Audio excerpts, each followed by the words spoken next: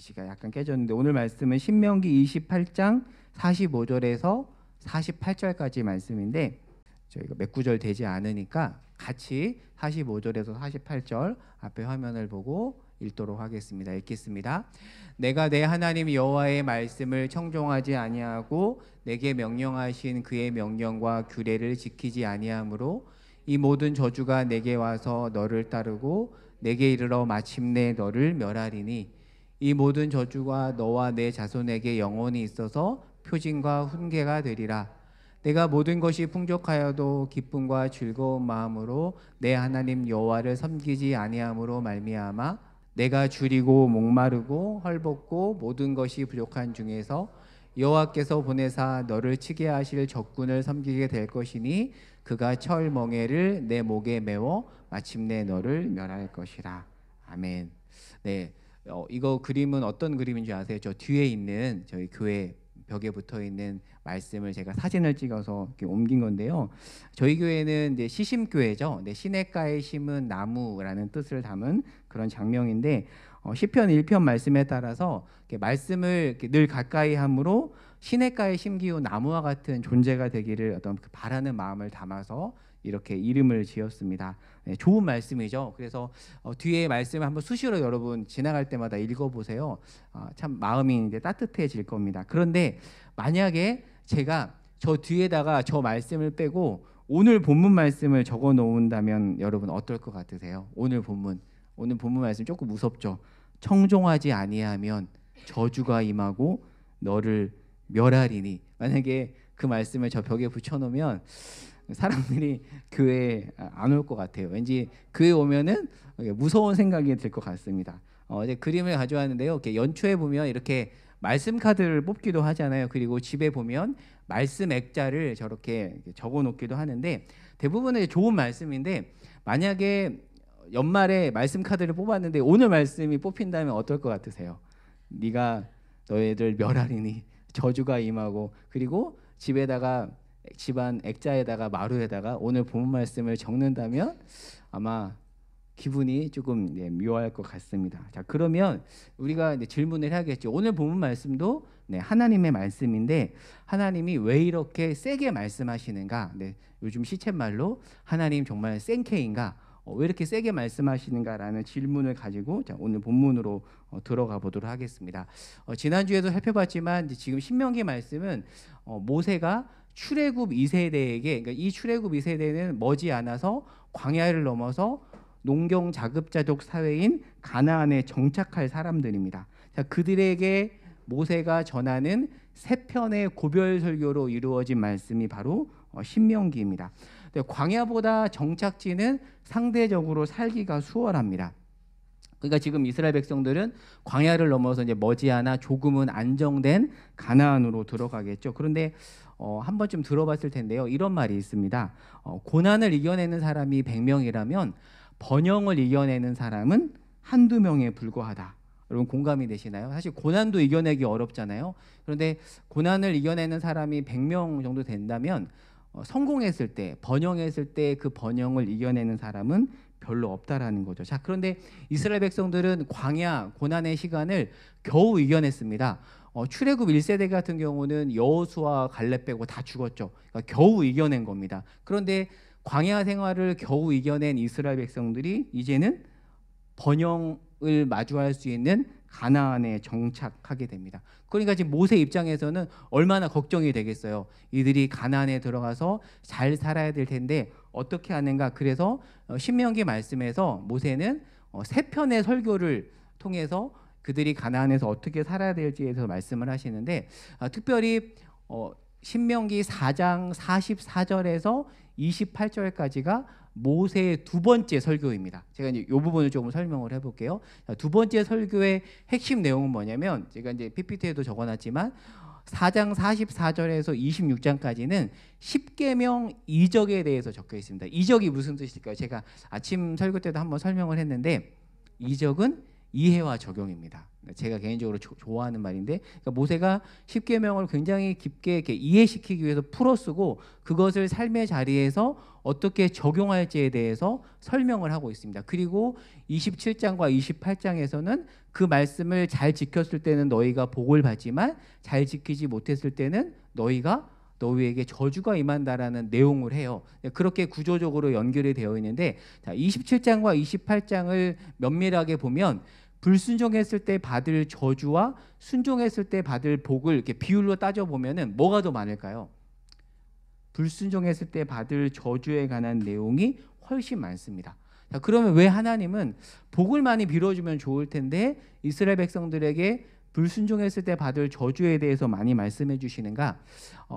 우리가 어떤 존재인지 아는 거죠. 우리만 봐도, 저만 봐도 제가 그런 존재라는 것을 잘 알거든요. 저는 순종할 가능성보다는 불순종할 가능성이 훨씬 많은 존재라는 것을 저는 잘 압니다.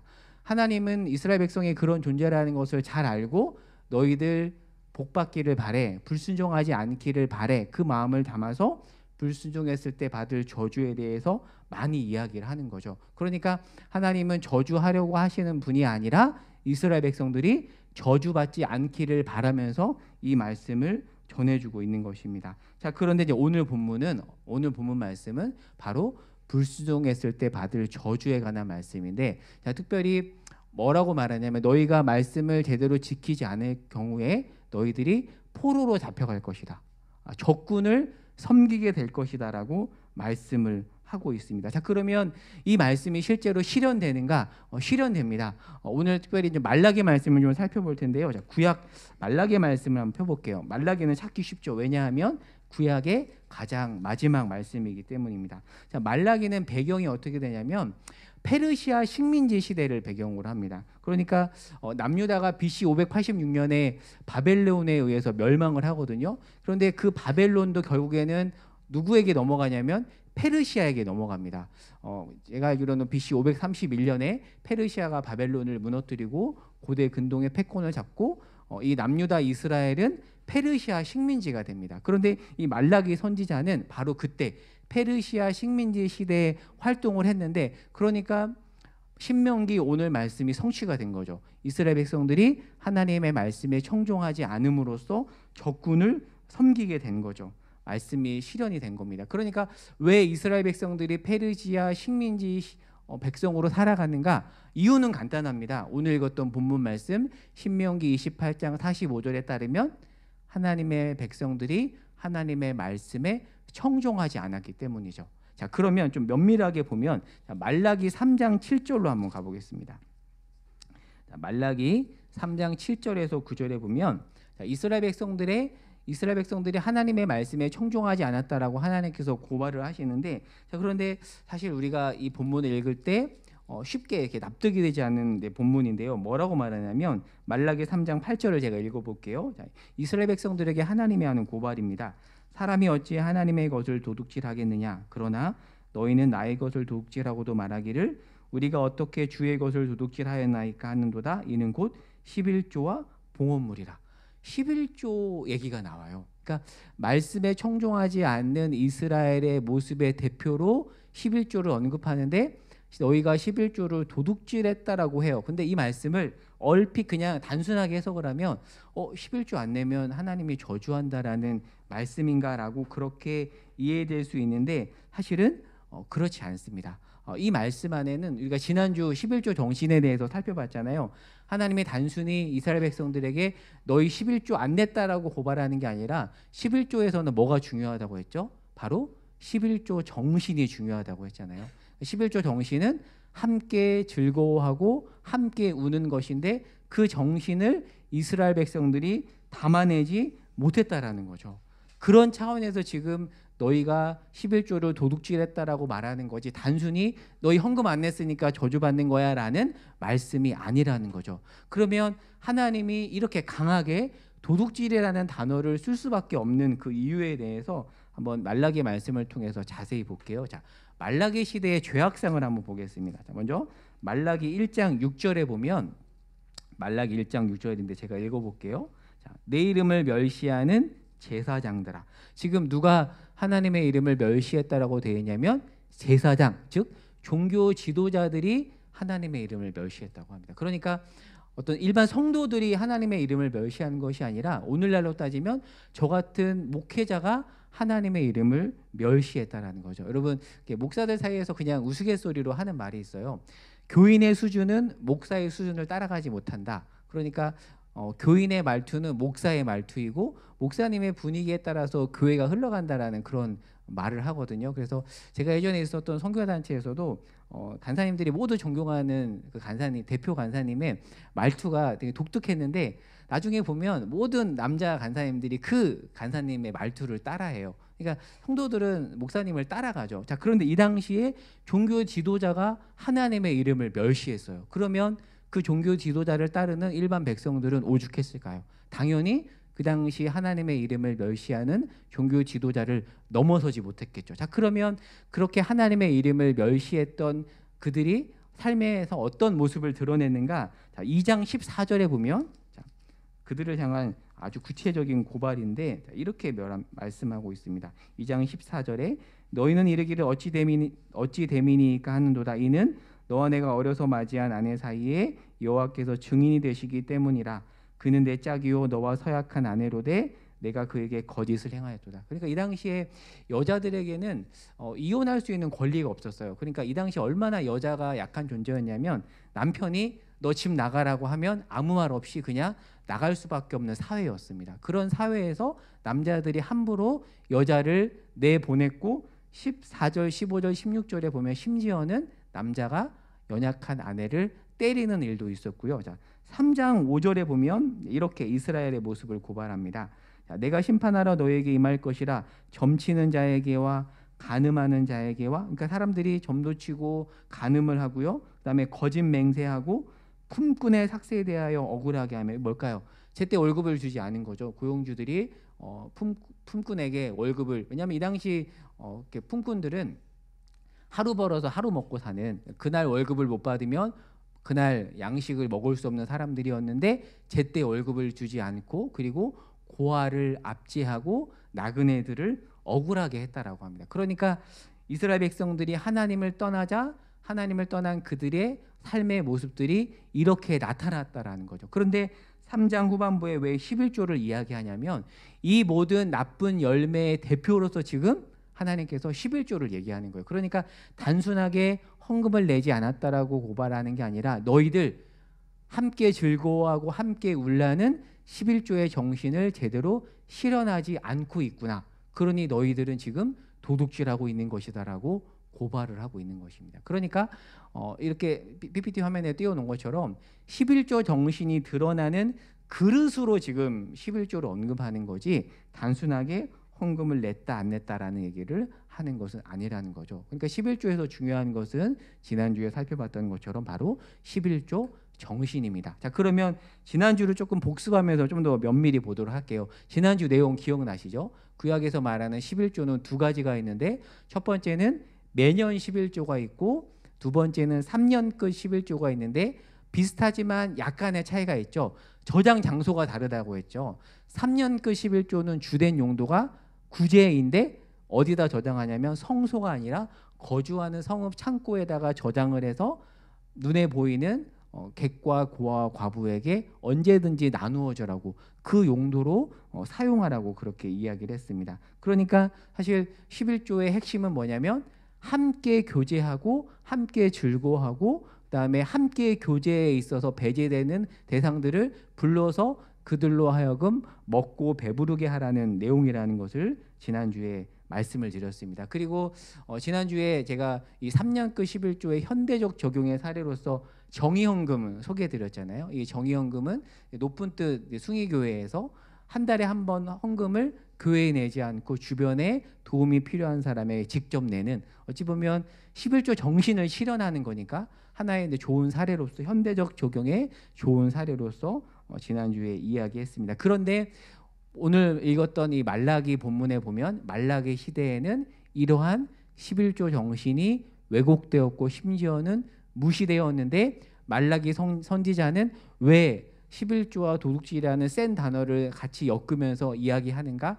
그 정신을 되찾으라는 차원에서 11조를 이야기한다라는 거죠. 자, 그러면 오늘 이제 두 번째 파트로 좀 가서 지난주에 예고한 대로 자, 그러면 오늘날 좀 더 구체적으로 이 11조를 어떻게 해야 되는가, 어떻게 내야 되는가, 좀 이 부분을 후반부에서 함께 좀 생각해 보려고 합니다. 11조는 신약 성경에는 복음서에만 잠깐 언급이 되고 사도행전 이후에는 11조의 십자도 언급이 없습니다. 자, 그러면 복음서의 언급을 한번 찾아볼게요. 자, 마태복음 23장을 한번 보겠습니다. 예수님이 11조를 한번 언급을 합니다. 마태복음 23장 23절에서 24절. 예수님께서 이 당시 종교 지도자들에게 이야기하는 말씀인데 마태복음 23장 23절에서 24절을 제가 한번 읽어볼게요. 화 있을 진저 외식하는 서기관들과 바리새인들이여, 너희가 박하와 회양과 근치의 11조는 들이되 율법에 더 중한 바 정의와 긍휼과 믿음은 버렸도다. 그러나 이것도 행하고 저것도 버리지 말아야 할지니라. 그러니까 이 당시 종교 지도자들이 아주 작은 거 하나 다 11조를 바친 거예요. 근데 그들에게 그렇게 꼼꼼하게 지켜지만 너희가 그것을 문자적으로 지켰지만 더 중한 바 정의와 긍휼과 믿음은 버렸다. 그러니까 오늘 설교와 연결시키자면 너희가 11조는 내지만 11조 정신은 잃어버렸다. 그러면서 하는 말이 정신도 살려야 되지만 내는 것도 버리지 말아야 될지라고 얘기를 해요. 일단 예수님은 이렇게 말씀을 합니다. 그런데 사도행전 이후에는 11조에 대한 언급이 전혀 없습니다. 그리고 사도 바울도 11조에 대해서 이야기를 하지 않고요. 역사 기록에 따르면 초대 교회에서도 11조를 했다라는 기록이 특별하게 나와 있지 않습니다. 그런데 어떤 언급이 있냐면 연보를 했다라는 기록은 있습니다. 연보. 자, 그러면 왜 11조에 대한 언급은 없고 연보에 대한 언급은 있는가? 자, 그러면 바울이 언급하는 연보가 무엇인지를 좀 살펴볼게요. 자, 이 연보라는 단어는 성경에 여러 군데 이렇게 번역이 되어 있는데 헬라어 원문은 다르지만 모두 한글 성경은 연보라고 번역이 됐습니다. 자, 그러면 몇 군데 좀 찾아볼게요. 자, 고린도전서 16장으로 가보겠습니다. 고린도전서 16장에 가면 사도 바울이 이렇게 말하죠.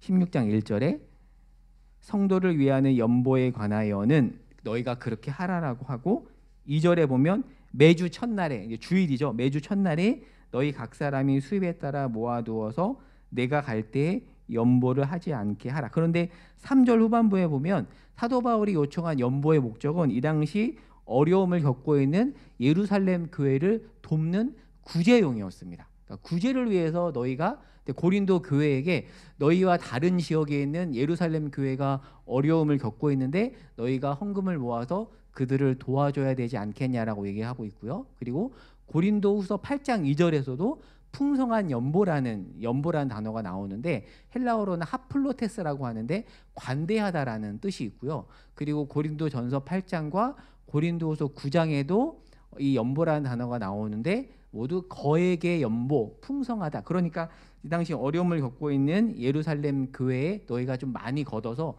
도와줘야 되지 않겠냐라고 이야기를 하고 있고요. 자, 그리고 로마서 말씀을 한번 찾아보겠습니다. 로마서, 고린도전서 다음에 있죠. 아니죠. 고린도전서 앞에 있죠. 로마서는. 네. 고린도전서가 아니고 로마서 15장 26절을 보겠습니다.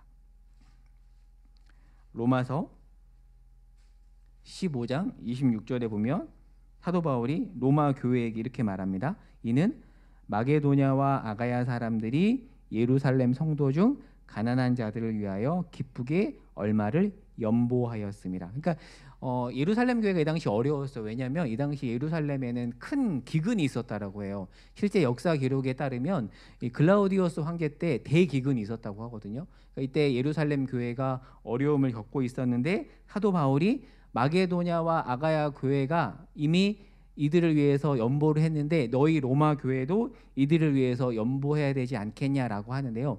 여기서 말하는 연보는 헬라어로 코이노니아예요.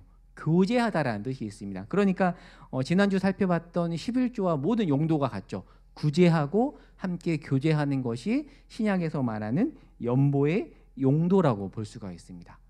자, 로마서와 고린도 전후서의 연보, 제가 방금 설명했던 것처럼 이 당시 어려움을 겪고 있는 예루살렘 교인을 위한 구제용이자 나아가 교제용이었습니다. 자, 그러면 왜 초대교회에는 예수님 때와 다르게 11조에 대한 언급이 없냐면, 지난주 살펴봤던 것처럼 구약에서 11조의 주된 용도는 성소, 예배드리는 성소를 유지하기 위한 비용 충당과 그다음에 서로 간에 교제를 하고 구제를 하고 이 당시에 기업이 없었던 레위인을 섬기는 용도로 사용을 했는데, 초대 교회에는 성전이 이미 무너졌죠. 성소가 없어졌습니다. 왜냐하면 예루살렘 성전 같은 경우는 AD 70년에 로마의 이 티투스 장군이 다 무너뜨리거든요. 그러다 보니까 그러면 성전이 무너진 이후에 유대인들은 어디서 예배를 드리냐면 회당에서 예배를 드립니다. 성전이 이미 없어졌고, 그리고 특별히 초대교회는 어떻게 예배를 드렸냐면, 오늘날 우리처럼 이렇게 교회를 짓고 교회당에서 예배를 드리는 것이 아니라, 이 당시 초대교회는 그 당시 조금 유력한 사람이 제공하는 집에 모여서 보통 예배를 드렸습니다. 여러분 혹시 신약에서 빌립보 교회가 어디 모였는지 혹시 기억나세요? 빌립보 교회 예배당을 제공했던 사람은 그 유명한 자색 옷감 장수 루디아였습니다. 이 당시 이제 자색 옷은 부자들만 입을 수 있는 옷이었는데, 그 옷을 팔고 있었던 루디아가 바울을 만나서 예수님을 믿고 자기의 집을 예배 장소로 허용하면서 빌립보 교회가 세워지거든요. 그러니까 이 당시 모든 초대 교회들이 이렇게 좀 유력한 사람들이 제공하는 넓은 집에서 모였기 때문에 굳이 성소 유지에 비용이 많이 필요하지 않았습니다. 그리고 이 당시 바울 같은 경우는 유대 전통에 따라서 직접 일을 하기도 했습니다. 그러니까 텐트 메이커, 천막 만드는 일을 했기 때문에 헌금을 다 받지 않고 직접 이렇게 재정을 충당하기도 했습니다. 그런 면에서 초대 교회에서는 11조에 대한 언급이 없는 겁니다. 물론 사도 바울은 그렇게 직접 일을 하기도 했지만 때로는 헌금을 받기도 했거든요. 근데 이런 차원에서 사도행전 이후에는 11조에 대한 자세한 언급이 나와 있지 않습니다. 자, 그러면 이제 우리가 이제 오늘날 이런 질문이 생기죠. 왜 그러면 특별히 오늘날 한국 교회는 연보라고 하지 않고 굳이 11조라는 단어를 그대로 써서 11조 헌금을 걷고 있는가? 왜 11조라 하는가라는 의문이 들 수밖에 없습니다. 근데 이것을 알기 위해서는 성경뿐만 아니라 교회사적인 조금 배경을 이해할 필요가 있는데요. 신학교에서도 보통은 이렇게 성경을 공부하기도 하지만 교회 역사를 공부하기도 하거든요. 왜냐하면 지금 우리가 갖고 있는 어떤 유산의 근거가 교회 역사에 근거한 것이기 때문이기도 한데요. 한번 교회사적인 배경을 보겠습니다. 독일 같은 경우에는, 독일 교회는 따로 교회에서 헌금이나 11조를 내지 않고 어떻게 하냐면 종교인들이 소득의 1.4% 수준을 납부를 하는데 의무가 아닙니다. 의무가 아니래요. 그래서 마치 이런 거죠. 그 적십자 회비 내듯이 그렇게 고지서가 오면은 종교인들이 자발적으로 소득의 일정 부분을 내고 굳이 내지 않겠다라고 하면 내지 않기도 한다고 합니다. 그렇게 거두어지는 것을 국가가 교인 수에 비례해서 교회에다가 이렇게 세금 중에 일부를 납부해서, 독일의 목사님들 같은 경우는 일종의 종교 공무원입니다. 오스트리아 같은 경우도 1.1%의 세금을 걷는다고 하고요. 덴마크 같은 경우도 한 0.7%를 걷는다고 해요. 그러니까 덴마크는 지금도 이제 루터교가 국교잖아요. 그런데 영국 같은 경우는 현재는 종교세를 내지 않는 거로 제가 알고 있는데, 과거에는 비슷한 어떤 종교세 개념이 있었습니다. 그런데 교회사적인 배경을 설명을 해보면, 영국의 국교회가 뭐죠? 혹시 아세요? 영국의 국교회를 보통 성공회라고 하죠. 그래서 영어로 앵글리컨이라고 하는데, 이제 외국에 가서 앵글리컨 처치라고 써 있는 경우는 대부분 이제 성공회입니다. 그러니까 성공회는 영국 국교회죠. 영국 국교회가 어떻게 생긴지는 아시죠? 그 왕의 어떤 이혼 문제로 로마 교황청으로부터 독립하면서 영국 국교회가 생기게 되는데, 그러니까 영국 국교회는 말 그대로 국교도예요. 자, 그런데 나중에 이제 영국 국교회가 타락을 하기 시작하자 그 중에서 일부가 비국교도로 나옵니다. 우리는 국가의 도움도 받지 않고 국가의 반섭도 받지 않고 교회를 개혁하겠다라고 하는데, 그들을 보통 이제 한 번쯤 들어봤을 텐데 청교도라고 합니다. 왜 청교도라고 하냐면, 청교도를 보통 이제 퓨리탄이라고 하거든요. 이렇게 거룩하게 하다, 깨끗하게 하다라는 뜻을 가진 퓨리파이라는 단어에서 나온 퓨리탄이라고 하는데, 왜냐하면 이 당시 영국 교회가 너무 타락했기 때문에 이렇게 비국교대로 나온 거예요. 그런데 이들 중에 대다수가 나중에 종교의 자유를 얻기 위해서 어디로 가냐면 메이플라워를 타고 이제 아메리카 내리고 미국으로 건너갑니다. 그러다 보니까 미국 기독교는 성립 배경 자체가 대부분 다 비국교도입니다. 그러니까 영국 국교도들은 국가의 간섭을 받았지만 비국교도들은 국가의 간섭을 받지 않고 그들로부터 탄생했던 미국 교회는 이렇게 비국교도예요. 그러니까 영국은 자연스럽게 정교 일치 국가겠지만 미국은 자연스럽게 정교 분리 국가겠죠. 이제 영국 교회를 보면 좀 특이한 면들을 볼 수 있는데 남부교회에서도 여러 차례 추천도서로 언급됐던 로안 윌리엄스는 예전에 영국 성공회 대주교 경험이 있어요. 그러니까 성공회 대주교는 뭐냐면 성공회에서 말하는 소위 말하는 이제 캡틴 대빵이거든요. 근데 이 로안 윌리엄스가 유튜브 같은 데 보면은 어디서 종종 출연을 하냐면 이렇게 정치 상원 의원 모임에서 발언하는 장면이 나옵니다. 그러니까 한국 배경에서 보면 이해가 되지 않죠. 목사님이 국회에 가서 발언을 하는 이런 모습이니까 낯설 수 있는데 영국은 정교 일치 국가다 보니까 이렇게 상원 의원 비율에서도 자연스럽게 종교인들 성직자가 들어갑니다. 그러니까 영국 국교도는 이처럼 정교 일치이지만 미국이나 한국은 정교 분리이죠. 자, 그런데 한국 교회는 어떻게 처음에 세워지냐면 대부분 미국 선교사님들이 세웠습니다. 우리가 잘 아는 언더우드 들어봤죠. 세문안교회를 세웠던 지금 종로에 있는 세문안교회가 언더우드 선교사님이 세웠고 그다음에 아펜젤러 선교사님이 감리교회 창시자잖아요. 대부분 미국 선교사님들입니다. 그러니까 배경 자체가 미국이다 보니까 기본적으로 가지고 있었던 것이 교회와 국가의 분리예요. 그러니까 교회가 국가의 도움을 받지 않습니다. 그런데 교회로서 사람들이 모이니까 교회가 이제 운영을 해야 되잖아요. 그래서 미국과 한국 교회는 교회사 쪽으로 보면 국가로부터 어떤 지원이나 월급을 받지 않고 스스로 유지하겠다라고 하면서 한국 초창기에 선교사님들이 조선 예수교 장로회라는 이제 교단을 만들면서 교단 총회에서 결의를 합니다. 그런데 이 결의는 자발적 결의예요. 우리가 그래도 이렇게 교회를 유지해야 되지 않겠냐. 그러니 우리가 자발적으로 교회를 유지하기 위해서 11조를 내자라고 결의를 해요. 그러니까 이것은 어떤 강제적인 구약 율법이 아니에요. 이것을 안 지키면 뭐 하나님으로부터 끊어지고 그런 차원이 아니라 이런 교회사적인 배경을 가지고 한국 교회가 자발적으로 우리 교회 운영을 위해서 이렇게 내자라고 결의를 한 겁니다. 그런데 유럽 교회들은 11조를 내지 않죠. 왜요? 종교세를 걷기 때문입니다. 그래서 우리가 여기서 알아야 될 것은 뭐냐면 스스로 결의한 자발적 합의이지 결코 강제적인 율법이 아니라는 점을 알아야 됩니다. 한국 교회 같은 경우는 한국 교회가 선교사님들이 세운 지 얼마 되지 않았지만 굉장히 많은 성장을 했는데 많은 이제 선교학자들이 한국 교회가 자립할 수 있었던 그 이유에 대해서 삼자 원리를 설명합니다. 삼자 원리가 뭐냐면 자치, 자급, 자전입니다. 무슨 뜻일까요? 자치는 스스로 운영하겠다라는 거고요. 자급은 스스로 셀프 서포팅 공급하겠다라는 거고요. 그다음에 자전은 뭐냐면 스스로 확장하겠다라는 겁니다. 그래서 건강하게 어떤 선교사님이 세운 교회가 건강해지기 위해서는 어떻게 권면을 하냐면 선교사님이 한 10년 정도 교회를 세우고 나면 그 이후에 선교사님이 떠나고 현지인들이 주도해서 교회를 세우는 것이 건강하다라고 이야기를 해요. 그래서 정말 이제 훌륭한 선교사님들은 그러거든요. 한 10년, 20년이 지나면 교회를 빠집니다. 그래서 현지인 지도자를 세웁니다. 그런데 한국 교회가 이렇게 성장할 수 있었던 것들이 이 선교사님들이 삼자 원리를 적용해서 어느 정도 시간이 흐르고 다 빠졌다라고 해요. 그래서 한국 목사님들을 담임 목사님으로 세우고 교회가 세워지도록 했다고 해요. 근데 그것이 한국 교회가 성장했던 주요 원인 중에 하나라고 이렇게 설명을 하고요.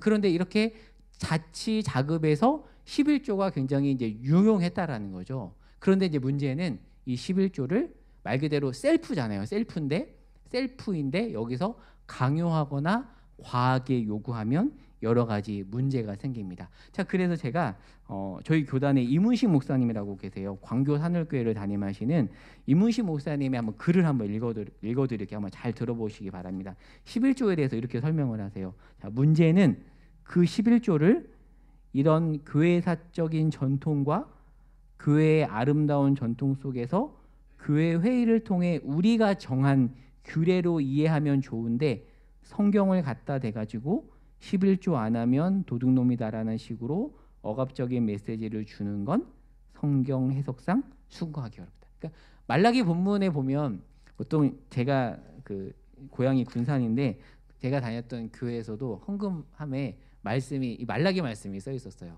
11조를 너희가 도둑질했다. 그러니까 사람들이 이제 무섭잖아요. 근데 그렇게 이제 얘기를 했는데 그렇게 할 것이 아니라 이제 이문식 목사님의 권면은 뭐냐면 이런 어떤 교회사적인 전통과 11조 정신을 가지고 자발적으로 권면을 해야지 이렇게 억압하는 메시지로 가면 안 된다라고 이야기를 하고요. 그리고 신약을 가르치는 김근수, 그러니까 구약학 김근주가 아니고 아마 그런 그 목사님은 한 번쯤 들어봤을 텐데 그분 말고 신약학 김근수 교수님은 이렇게 설명을 해요. 11조가 감사가 원인이 되어 자원하는 형태로 시행하지 않으면 11조의 근본 정신은 타락하고 만다. 그러니까 제일 중요한 거는 뭐라는 거죠? 강제적인 율법이 아니라 11조 정신이라는 거죠. 지난주 11조 정신 기억나죠? 저는 우리 교회 모토로 삼았으면 좋겠어요. 함질 함을. 즐거워하는 자들과 함께 즐거워하고 우는 자들과 함께 우는 그 정신을 담아서 우리의 자리에서 우리가 그 정신을 실현하는 차원에서 헌금을 낸다면 그것은 11조 정신을 실현하는 것이요. 어찌 보면 11조를 내는 것이라고 볼 수가 있습니다.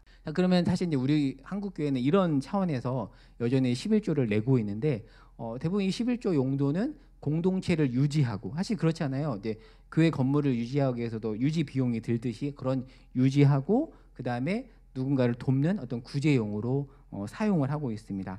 사실 저희 시심교회도 우리 교회가 이렇게 나름 번듯하게 세워졌잖아요. 그런데 이렇게 세워진 것도 정말 많은 분들의 헌금과 기도와 관심으로 세워진 겁니다.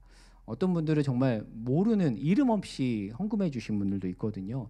그런 분들을 통해서 이렇게 어떻게 보면 11조 용도에 충실해서 자발적으로 헌물하신 한 번도 헌금을 요청한 적이 없어요. 그런데 그렇게 자발적으로 이렇게 도와주신 분들을 통해서 이렇게 교회가 세워졌고 그리고 또 저희 교회가 이제 자립을 해야 되는데 자립을 위해서도 이런 어떤 헌금이 필요하겠죠. 자, 그러면 좀 구체적으로 어떻게 내야 되는가? 저는 1원칙은 자발성이라고 생각합니다. 그러면 자발성이기 때문에 그 뒤에 따라오는 원칙 중에 하나가 저는 무명이라고 생각을 해요. 근데 이제 뭐라 그럴까요? 이제 그게 있잖아요. 그 연말 정산 때문에 이름을 쓰긴 하지만 가급적이면 저는 개인적으로 무명이 좋다라고 생각을 하고 그리고 이렇게 헌금함을 돌리는 것보다는 뒤에다가 헌금함을 놓는 것이 좋다라고 생각을 해요. 그리고 저도 20대 때 친구들하고 그런 토론 많이 했거든요. 꼭 교회에 헌금을 해야 되는가? 그런데 저는 지난주에 설교했던 이 정의 헌금에 관한 내용을 참고한다라면 우리가 조금 융통성 있게 얼마든지 적용할 수 있다라고 생각을 합니다. 그리고 제가 개인 경험이라고 적어놨는데요. 저 같은 경우는 이제 모태 신앙이 아닙니다. 네, 속된 말로 저는 안모태 신앙이에요. 안모태 신앙이 뭔지 알죠? 그러니까 저희 가정은 기독교인들이 별로 없는 그런 가정에서 제가 태어났는데 저희 아버지 같은 경우는 이제 오래전에 돌아가셨지만 교회를 그래도 다니긴 하셨었어요. 그런데 돌아가시기 직전에 아버지가 잠깐 다녔던 교회에서 교회가 이전을 하면서 건축을 했었어요. 그런데 이제 건축을 좀 무리하게 하다 보니까 교회에서 건축원금을 조금 과하게 요구를 했었는데 그 당시 이제 아버지는 상황이 너무 어려웠고 초신자이다 보니까 헌금을 내기가 어렵잖아요. 그러니까 이제 사람들이 자꾸 헌금을 내고 헌금 낸 사람 이름이 주보에 나오고 헌금 바구니를 돌리다 보니까 아버지가 돌아가시기 얼마 전부터는 교회를 나가시지 않으셨었어요. 그런데 그렇게 안 나가시다가 이제 아버지께서 결국 돌아가셨거든요. 근데 아버지가 이제 저한테 했던 말이 있었어요. 성희야, 내가 뒤가 무한해서 교회를 못 나가겠다. 그런 말씀을 하셨었거든요. 그러니까 내고 싶지만 형편이 되지도 않고 안 내자니 눈치가 보이고 어떤 본인의 사정이 있잖아요.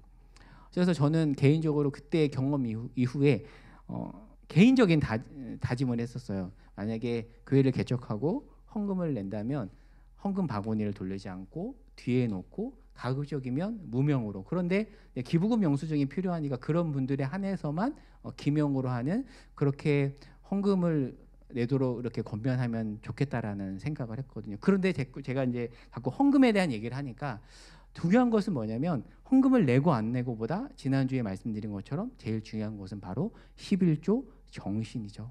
우리가 11조 정신을 우리의 삶의 자리에서 실현한다라면 우리는 11조를 내고 있다라고 볼 수가 있습니다. 자, 그런데 구체적인 적용에서 하나만 더 말씀을 드리면 11조는 헌금이다 보니까 오용될 수 있습니다. 자, 이제 마지막 부분인데 이 말씀 한번 찾아볼까요? 자, 사무엘상 말씀에 보면 사사기 다음에 있는 사무엘상 8장 15절 하나님께서 이제 절대 왕정 체제의 부작용에 대해서 언급하는 부분인데 이런 말을 해요. 15절에서 17절까지만 읽어볼게요. 그가 또 너희의 곡식과 포도원 소산의 11조를 거두어 자기의 관리와 신하에게 줄 것이며 제대로 쓰지 않는다는 거죠. 그가 또 너희의 노비와 가장 아름다운 소년과 나귀들을 끌어다가 자기 일을 시킬 것이며 너희의 양떼의 10분의 1을 거두어 가리니 너희가 그의 종이 될 것이라. 뭐냐면 왕종 정치 체제에서 11조가 오용되어서 착취 수단으로 사용될 것에 대해서 언급을 합니다. 액튼경이라는 사람이 그런 말을 하거든요. 모든 힘은 부패할 경향을 가지고 있기 때문에 절대적인 힘은 절대적으로 부패합니다. 그래서 헌금을 교회에서 11조를 제대로 운영하기 위해서는 반드시 필요한 것이 적절한 견제와 보호 장치라고 생각을 해요. 그래서 한 예를 들면 여러분 왼쪽에 있는 건 뭐냐면 합정에 있는 100주년 기념교회인데 굉장히 큰 대형 교회인데요. 이 교회 같은 경우는 물론 모두가 다 이 교회를 다 따라할 수 없지만 누구든지 교회 회원이 아니더라도 교회 홈페이지에 가면 그 주에 누가 볼펜 한 자루 산 것까지 다 이렇게 기술을 합니다. 다 기록에 남겨요. 누구든지 볼 수 있습니다. 한번 집에 가서 100주년 기념교회 홈페이지 들어가 보세요. 이걸 다 기록을 합니다. 그럼 왜 이렇게까지 기록하는가? 저는 그것이 죄된 본성을 가진 우리를 돕는 어찌 보면 타락하지 않도록 이끈 하나의 장치라고 생각을 해요. 그리고 오른쪽에는 한 7, 80명 모이는 교회가 매달 이렇게 헌금 사용 내용, 수입 지출을 정리해서 공개적으로 보고하는 내용인데 보시면 얼마가 어떻게 거쳤고 어떻게 비용을 그 헌금을 사용했는지에 대해서 디테일하게 기술을 합니다.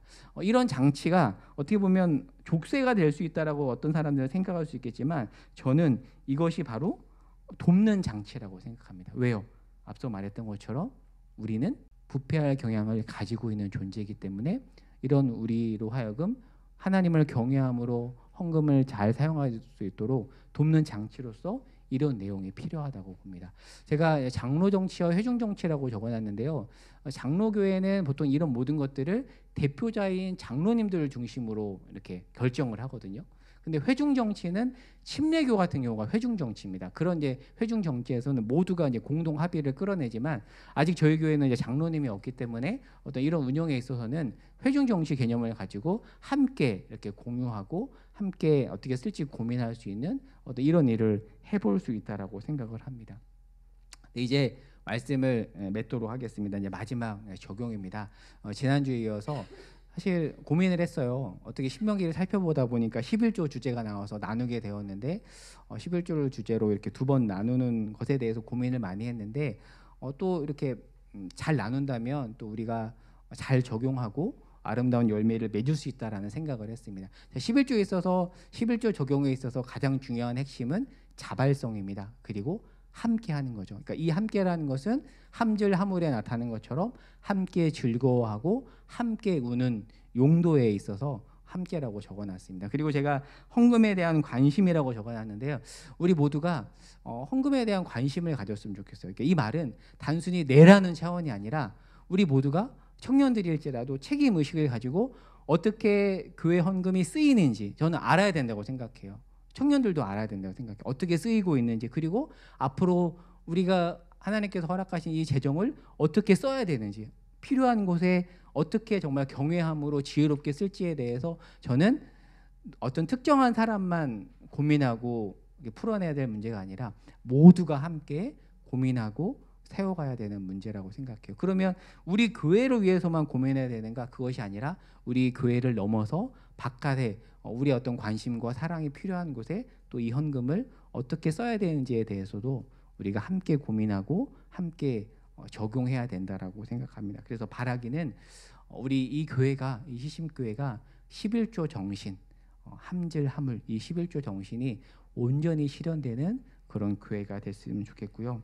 그리고 우리 모든 교인들이 그렇게 그 정신을 가지고 이 땅에서 살아갈 수 있으면 좋겠습니다. 그래서 우리를 통하여서 하나님의 사랑을 경험하고 또 우리를 통하여서 하나님의 사랑이 이 땅 가운데 전해질 수 있기를 소망합니다.